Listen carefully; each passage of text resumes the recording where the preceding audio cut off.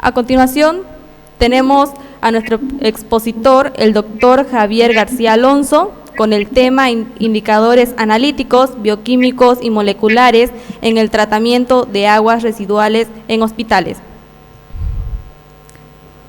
El profesor agregado, Centro Universitario Región Este, Universidad de la República, Maldonado, Uruguay. Las aguas residuales hospitalarias pueden contener diversos tipos de sustancias, entidades biológicas peligrosas tanto para la salud humana como ambiental. Durante décadas, el sistema ampliado por instituciones centenarias ha sido recolectado, transportado, tratado y realizado la disposición final, en conjunto con la red de saneamiento de la ciudad. Sin embargo, la tendencia en el mundo está cambiando y cada vez es más frecuente el procesamiento de los residuos sólidos e incluso líquidos dentro de los propios centros de salud. Existen diversos sistemas de tratamiento de residuos líquidos dependiendo de lo que se requiere eliminar.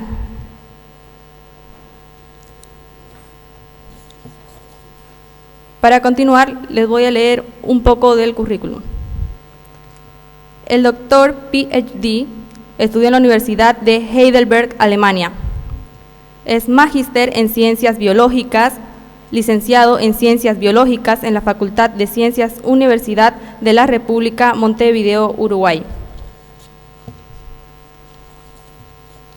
A continuación, les presento al doctor Javier García Alonso. Un fuerte aplauso, por favor. Hola, hola. Gracias. Hola, ¿qué tal? ¿Me escuchan bien? ¿Se escucha bien? ¿Sí? Bueno, muchas gracias por la invitación. Un placer estar de nuevo aquí. Voy a hablar antes de los indicadores de residuos hospitalarios. Mejor me alejo de ahí. Voy a hablar sobre nanotecnología y medio ambiente. Hoy en día estamos viviendo en un momento en los últimos años en los cuales está existiendo una especie de revolución industrial a escala muy pequeña, a nanoescala. La nanotecnología, ¿verdad? Que si bien ya tiene unos años el término, ya existe desde Richard Feynman en 1960, que introdujo el término de nanotecnología. Hay en los últimos años un desarrollo exponencial de la producción de nanopartículas. La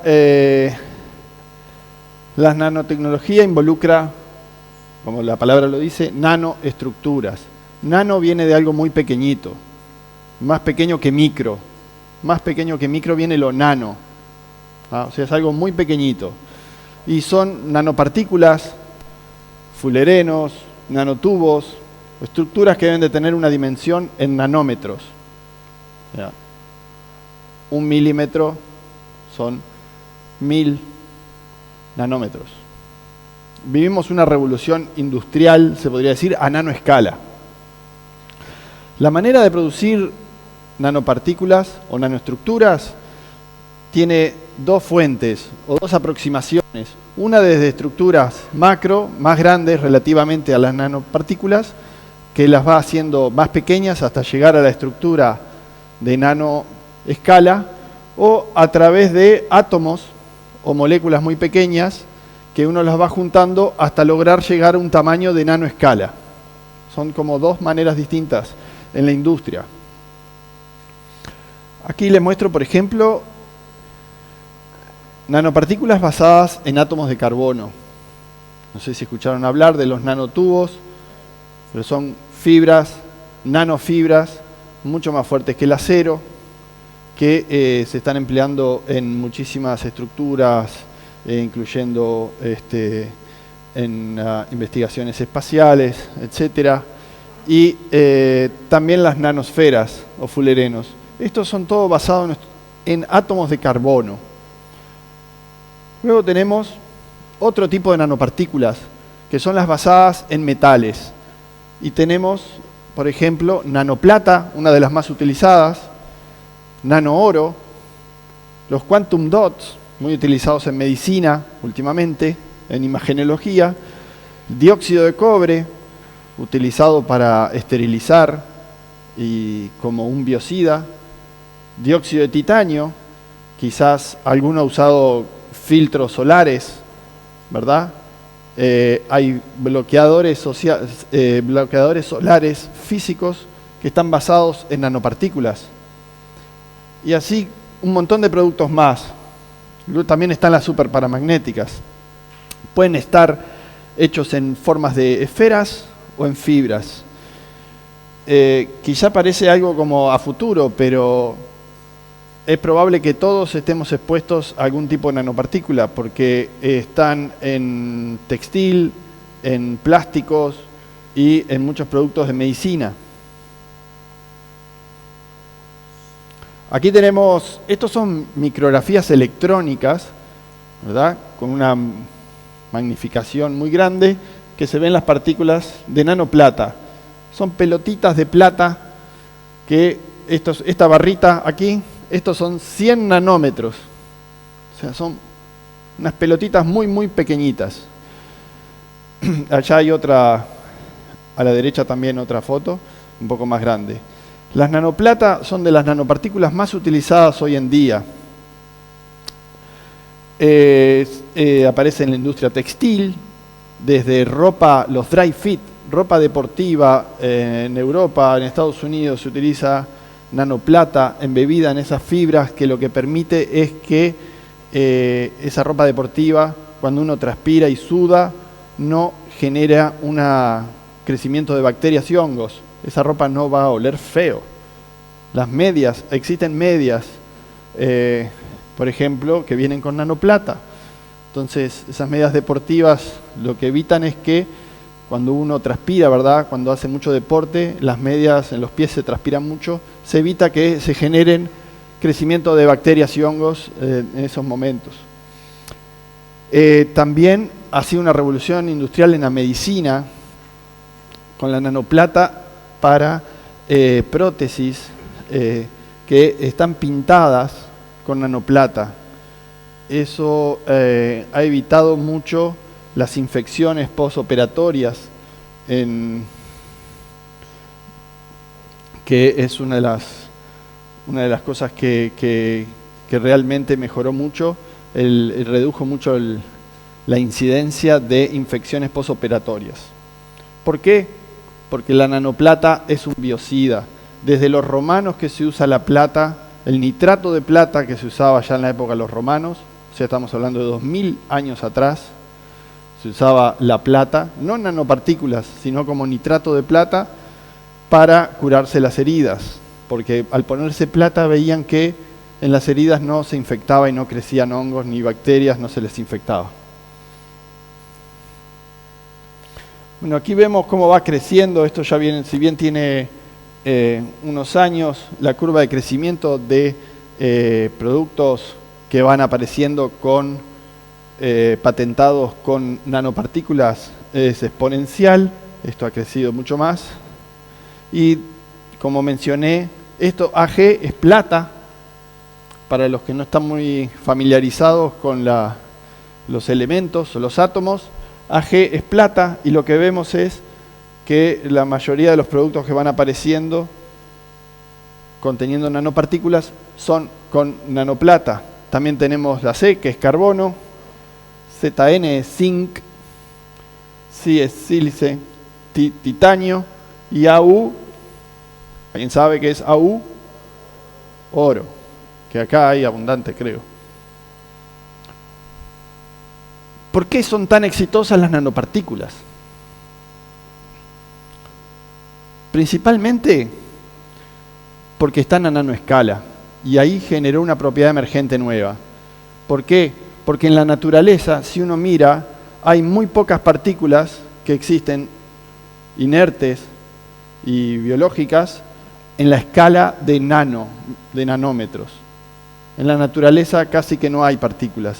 Entonces, la industria, al generar estas nuevas partículas, se pueden meter en la matriz en donde quieran y generan nuevas propiedades que han revolucionado distintos tipos de aplicaciones en una amplia gama de industrias. Sobre todo en la parte electrónica, con nanooro, los nanochips se llaman, conteniendo nanooro principalmente, en electrónica, en medicina con nanoplata y en sensores como por ejemplo con superparamagnéticas. Estos son unos trabajos, ahí está mi nombre, que un equipo de investigación con gente de Inglaterra y de Bulgaria que estuvimos trabajando desarrollando biosensores. Utilizamos unas partículas que logramos magnetizar levaduras y estabilizarlas y mantenerlas dentro de chips, de la bona chip. Estamos hablando de mantener unas camaritas en el cual uno puede pasar una sustancia y ver si es tóxica o no, en este caso, porque mis biosensores están enfocados hacia ver toxicidad, sacar una muestra de agua y ver si es tóxica o no. Y bueno, eso es una de las aplicaciones que fue publicada en una revista internacional de alto impacto, que es Analytical Bioanalytical Chemistry. Acá vemos en estas camaritas, aquí a la izquierda se ven las levaduras, la misma levadura para hacer la cerveza, para hacer el pan. Se utiliza mucho en biomedicina y en biotecnología. Y en este caso son unas bacterias, unas levaduras que liberan fluorescencia y bueno, las utilizamos para ver sustancias genotóxicas que generan, o sea, son sustancias que generan una toxicidad a nivel del ADN, de genética. Por ejemplo, que pueden generar una mutación. Este es otro trabajo que también lo publicamos con colegas en Inglaterra y acá vemos las levaduras. Esta es una levadura, ven la barrita, ya son 200 nanómetros nada más y todas esas pelotitas negritas alrededor de cada levadura son las nanopartículas. Y con ello, ¿qué hacemos? Podemos poner, por ejemplo, en este vial aquí estaba todo el agua turbia con las levaduras y al agregarle un magneto, al tener las levaduras, estas partículas, todas las levaduras las podemos acumular aquí. Entonces uno puede hacer un experimento de exponer una solución con estas levaduras y luego con un magneto las remueve todas las levaduras, ¿verdad? Nosotros las usamos en chip, pero hay muchísimas otras aplicaciones. También usamos ese tipo de partículas en algas unicelulares. Pero bueno, hay otras aplicaciones en la industria más diversificadas y más masificadas, como por ejemplo en medicina con la nanoplata en diversos tratamientos. Y acá vemos hasta productos de cuidado de gotas, InVision Silver, que es plata en inglés, Silver 100, son gotitas que son de libre comercio en Estados Unidos. Lo mismo Nano Silver y Nanov, que son cremas con nanoplata, son cremas para ponerse para limpiar la piel, o sea, para limpiar es para matar todo. Ojo, que nuestra piel siempre tiene un montón de bacterias benignas que son buenas para nosotros. Siempre estamos cubiertos, todas las superficies están cubiertas de bacterias y esporas de hongos y todo. Pero nosotros tenemos nuestras bacterias, lo mismo nuestras bacterias en el sistema digestivo. Por eso hay que tener cierta precaución, porque estas nanoplata son biocidas, o sea, matan todo tipo de microorganismos. Otra cosa que revolucionó también en la medicina con las nanopartículas son los quantum dots. Y los quantum dots son núcleos, estas partículas bien pequeñitas formados por cadmio y selenio, dos metales. Ahora bien, con ellos se ha logrado muchísimos avances en imagenología. ¿Por qué? Porque son autofluorescentes y florecen solas y permiten, si un paciente toma una solución de quantum dots específicamente para que se pegue a un tumor, por ejemplo, uno puede visualizarlo perfectamente. ¿El problema cuál fue? Que estos quantum dots tienen cadmio. Cadmio es muy tóxico. Entonces, en los últimos años aparecieron los CFQD, que es Cadmium Free Quantum Dots. O sea, son quantum dots que no tienen más cadmio, por suerte. O sea, menos tóxico.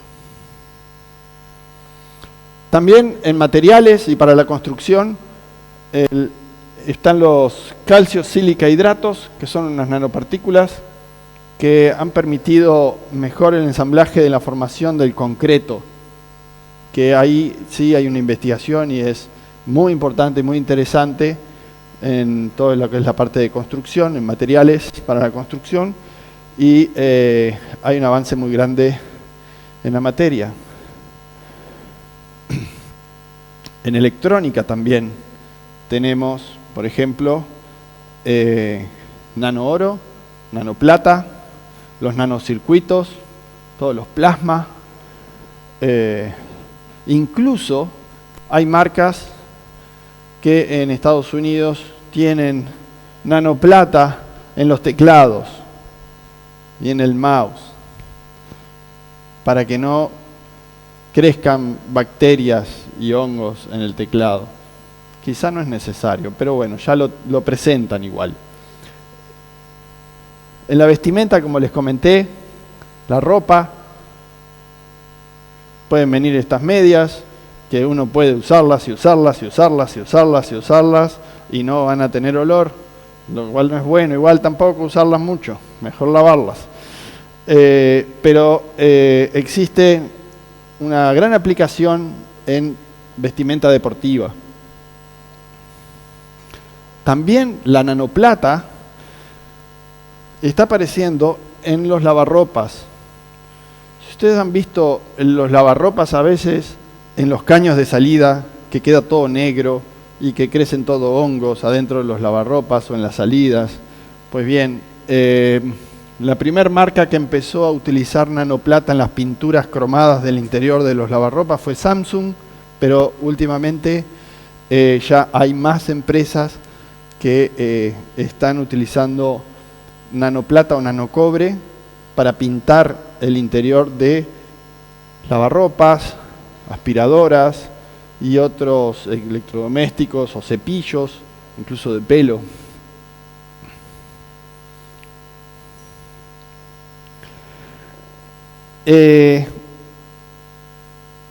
Vemos muy bien, bárbaro, la aplicación, las nanopartículas, perfecto, buenísimo, pero son muy reactivas.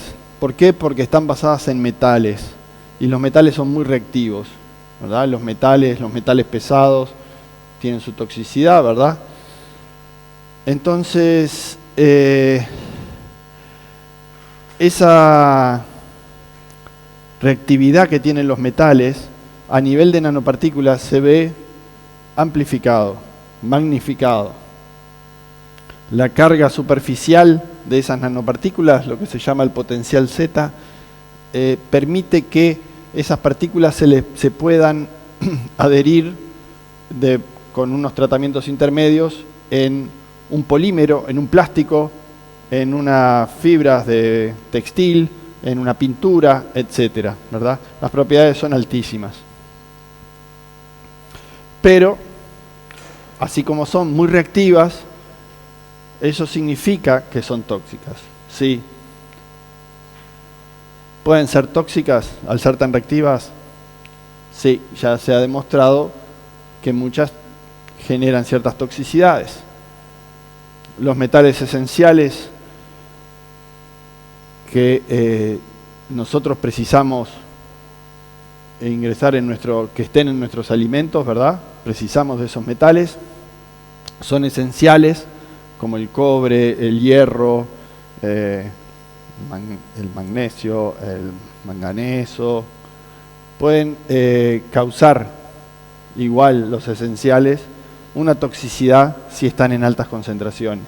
El cobre, nosotros precisamos cobre para muchas enzimas nuestras, pero precisamos en una concentración muy bajita en el alimento.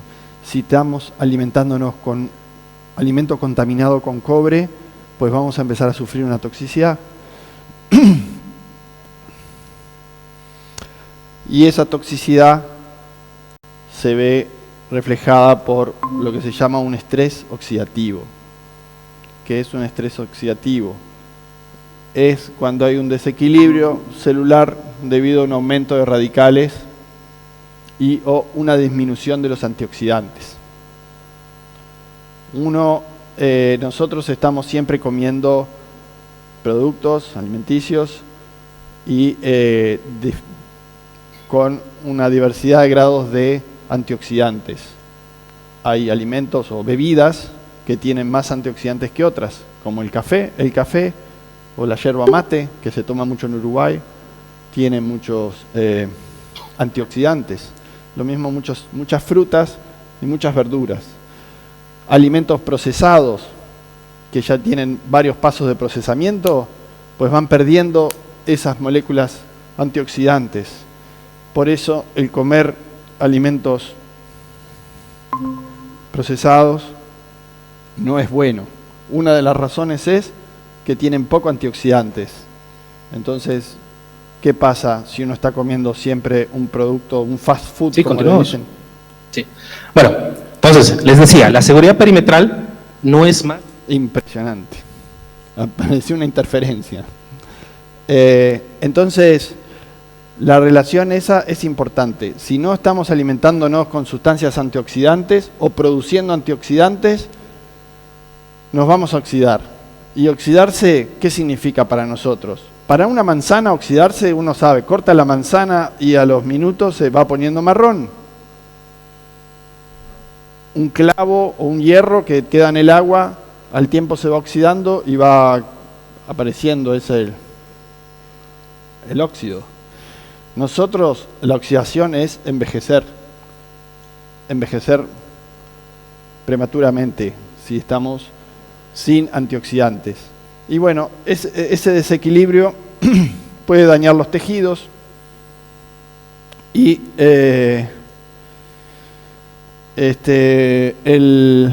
la toxicidad frente a nanopartículas que pueden generar, que son muy oxidantes, puede ser por diversas exposiciones. Principalmente todas las exposiciones a compuestos químicos tóxicos se da en la dieta. Principalmente está en el alimento. Por eso hay que cuidar las fuentes de alimento. También puede ser a veces por contacto, pero es en menor medida. Siempre la principal entrada de un compuesto tóxico es en el alimento o en el líquido, ¿verdad? O la bebida, en el agua. Y también a veces puede ser por sustancias que estén en el aire, por la respiración, aunque eso ya es en una muy baja proporción. Ahora bien, si queremos ver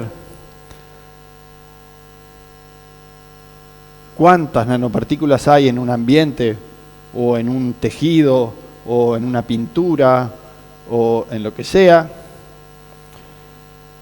hoy en día no existe un método analítico que permita decir cuántas nanopartículas hay. Sí podemos sacar esas fotos electrónicas de alta magnificación que podemos ver las partículas, pero no cuantificarlo. Para cuantificarlo disolvemos todo y medimos los metales. Para medir los metales usamos varios métodos. El de última generación es el ICP-MS, que es en inglés es Inductively Coupled Plasma Mass Spectrometry, y que básicamente lo que permite es cuantificar, decir cuántos metales hay. Este método es muy sensible y muy discriminatorio entre los metales, lo cual es muy importante para poder cuantificarlo. ¿Por qué? Porque las nanopartículas pueden estar embebidas en esas matrices en concentraciones muy, muy bajitas. Y bueno, aquí tenemos, esta es la famosa tabla periódica de los elementos en química, ¿la recuerdan? Y esta parte de aquí tenemos todos los metales, esta parte de acá es donde están todos los metales. Entonces, estos métodos permiten, esto lo voy a pasar, esos métodos permiten cuantificar cada uno de los metales. Ahora bien, un caso de estudio que hemos realizado fue ver qué pasa con anélidos, como la lombriz de tierra, qué pasa cuando la lombriz se alimenta de un sedimento que está contaminado con nanopartículas. ¿Por qué? Porque las nanopartículas no se degradan fácilmente y desde los lavarropas, de la ropa, desde los medicamentos, todas esas nanopartículas van a parar al medio ambiente. Y bueno,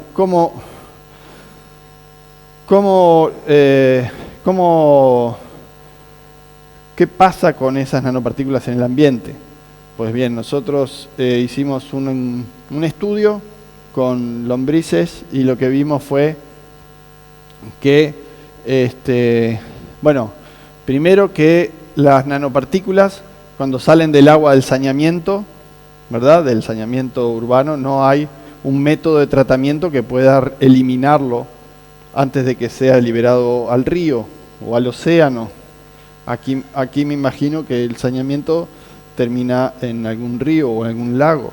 Por lo general terminan siempre en cuerpos de agua.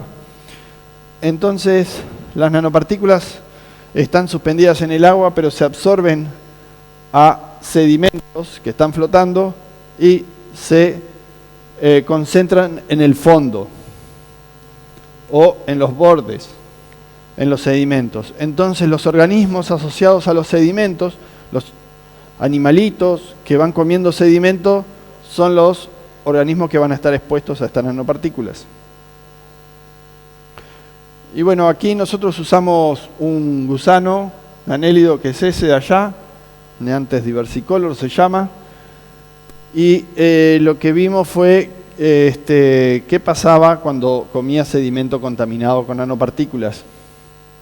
Ahí vemos, estos son cortes histológicos, este es el tubo digestivo que va todo a lo largo del gusano, ¿verdad? Que tiene mucha superficie para poder absorber todo el alimento, ahí como se ve, las microvellosidades en esa micrografía electrónica. Y lo que pudimos observar, bueno, aquí también se ve, cierto que ahí no se ve, en el medio es el tubo digestivo, son todo microvellosidades. Este es un animal control.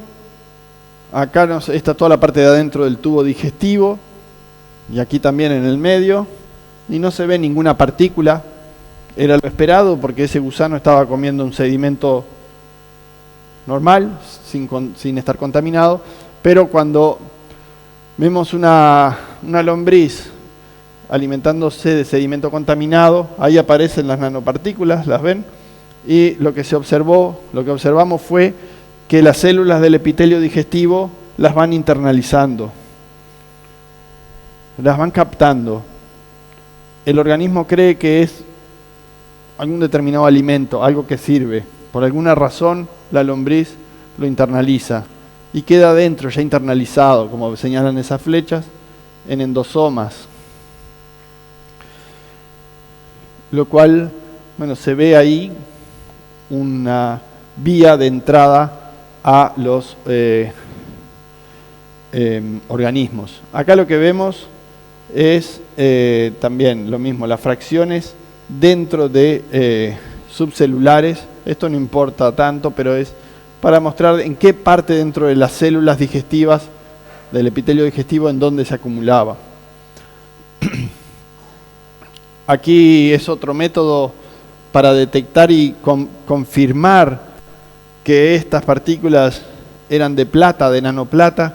Hicimos EDX, que es energía de dispersión de rayos X, y nos confirmó que los picos, como acá se ve, aparece obviamente cobre, sílices, azufre, cloro, y aparece AG, acá de cerca no veo, aparece ahí AG, Apareció cadmio también, pero apareció Ag.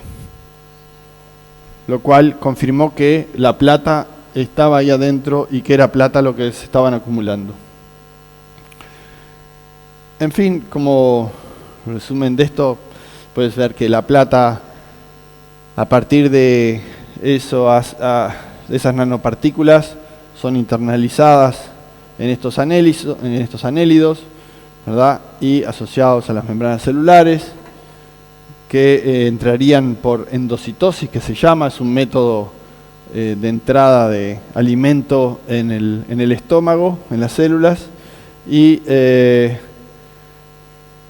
bueno, estaría generando una acumulación de metales dentro de estos gusanos. ¿Cuál es el problema? Que estos gusanos se los comen los peces y nosotros nos comemos a los peces y los metales se van acumulando en la cadena trófica. Entonces terminamos nosotros con los metales teniéndolos en nuestros tejidos. Y bueno, por acá voy terminando. Muchas gracias.